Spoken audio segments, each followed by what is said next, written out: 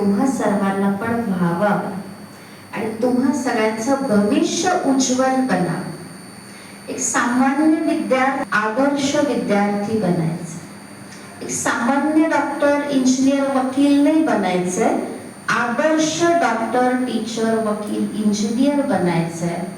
तर तो आदर्श आपण आपल्या जीवनामध्ये कशा पद्धतीने भरून घ्यायचा जेणेकरून आपण इतरांसाठी एक प्रेरणा स्रोत बनू शकू, एक उदाहरण बनू शकू. आणि या उद्देशानेच, कारण आजची तुम्ही ही छोटी छोटी मुलं उद्याच्या भारताचे नागरिक बनणार आहात. उद्याच्या भारताची जी बागडोर आहे ती तुम्हा सगळ्यांच्या हातामध्ये असणार.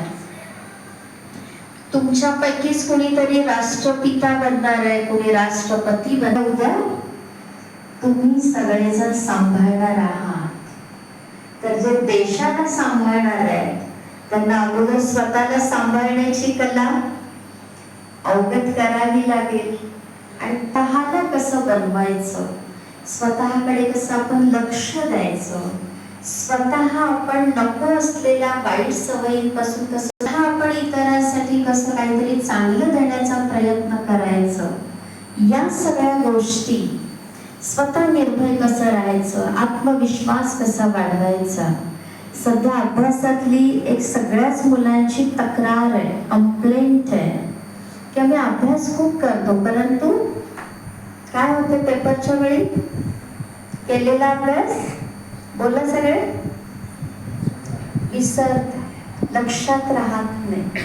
तर ते का लक्षात राहत नाही, अभ्यास करण्याची यथार्थ विधी काय आहे, ती एकाग्रता आपण कशी वाढवायची. आणि सध्याचा सगळ्यात मोठा प्रॉब्लेम जो पालकांना पण मुलांकडून आहे तो म्हणजे कोणता आहे, बोला बघूया. मोबाईल. मोबाईल मोबाईल आम्ही तुमचं सोडवणार नाहीये. तुम्हाला मोबाईल जरूर वापरायचा आहे, पण त्याचा वापर कशा पद्धतीनं केला पाहिजे आणि त्याच्यातून फायदा कसा करून घेतला पाहिजे, अशा अनेक गोष्टींवर तुम्हाला या 4 दिवसामध्ये फोकस मिळणार आहे, प्रकाश मिळणार आहे. तर मला